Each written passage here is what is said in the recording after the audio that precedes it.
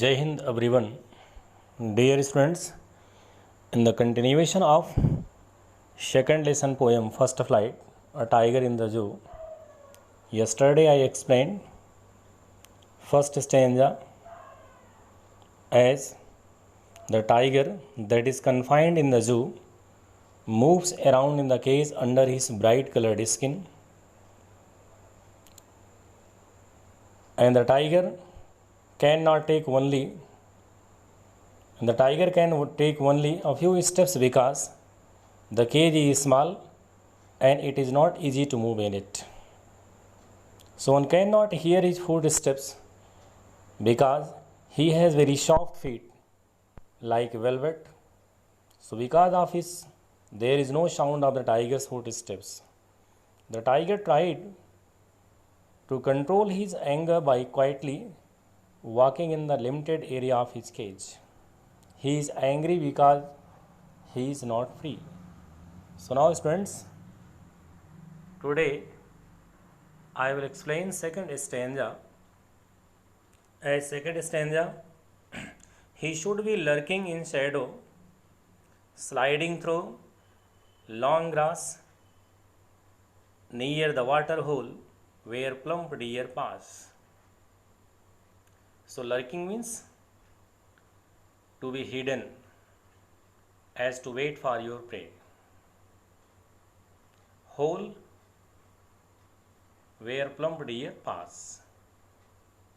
So now friends, in this stanza, the poet says that if this tiger was free, he would have hid himself behind the long grass near the water bodies so that he could easily catch a deer in order to have it as its food.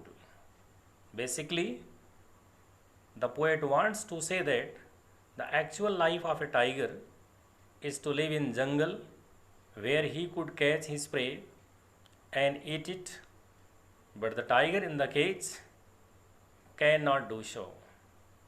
So now the students, once you more listen, he should be lurking. So he stand for here tiger. So tiger should be lurking, tiger should be hide in shadow, sliding through the long grass. He should be also sliding through the long grass near the water hole.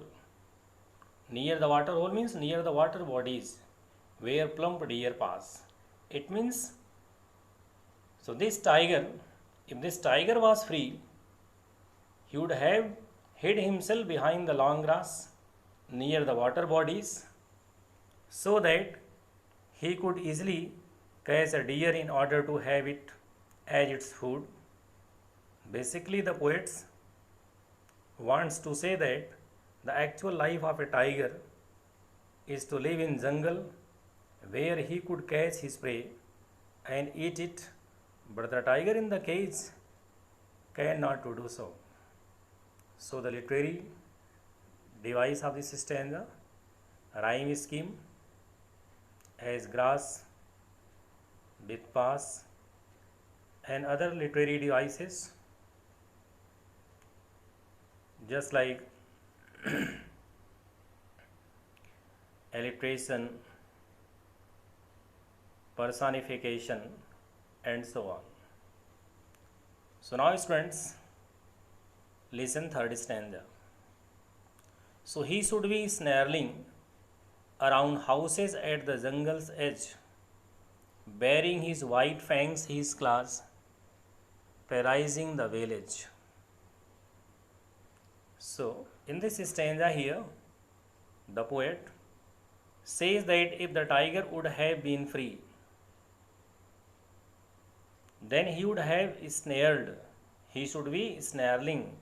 Snared means create a fearful noise. If the tiger would have been free, he would have snared around. He would have created fearful noise around the houses located at the jungles, located at the outskirts of the forest. He would terrorize people with his sharp teeth and claws. So, as bearing his white fangs, fangs means teeth, the tiger would also horrify people with his sharp teeth and claws. This would create fear among the people living in the village area. So now the difficult word of this stanza is snarling. Snarling means warming sounds made by animals. Bearing, uncovered, fangs, sharp tooth of animal, that is called fangs. So now once more you listen, students. He should be snarling around houses at the jungles, as bearing his white fangs his claws, terrorizing the village. So in this stanza here the poet says that if the tiger would have been free, he would have snared around. Snare means to create a fearful noise, horrified noise, around the houses located at the outskirt. Outskirt means border.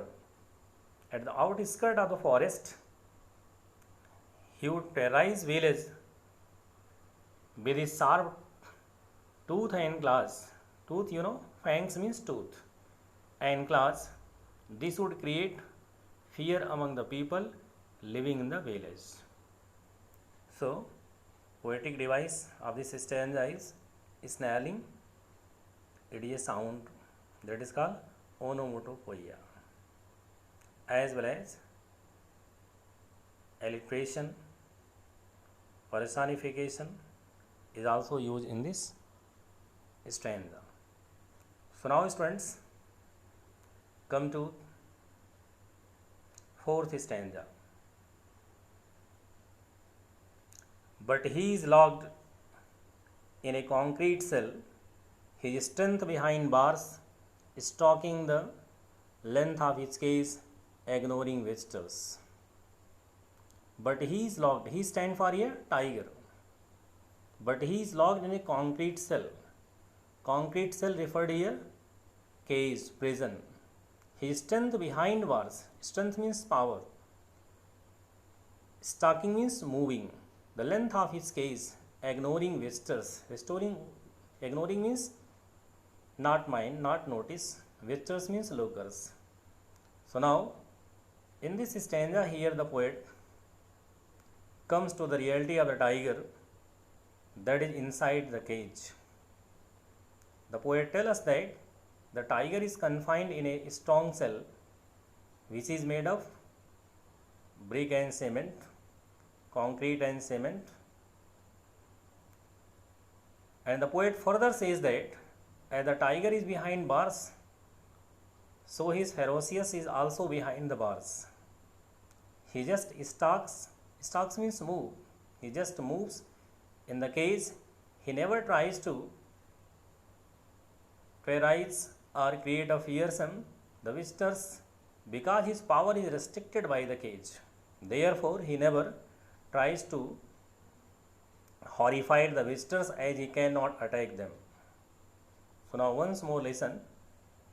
So in this stanza here the poet tells us that the tiger that is inside the cage, as well as it is confined in a strong cell which is made of concrete and cement. And the poet further says that as the tiger is behind bars, so his ferociousness is also behind the bars. He just moves in the cage. He never tries to horrify the visitors, because his power is restricted by the cage. Therefore, he never tries to terrorize the visitors, as he cannot attack them. So now, the rhyme scheme of this stanza: bars, visitors, and the personification, the tiger is personified because the poet refers as him, he. And now, students, listen last stanza. but he hears the last voice at night. But he hears the last voice at night.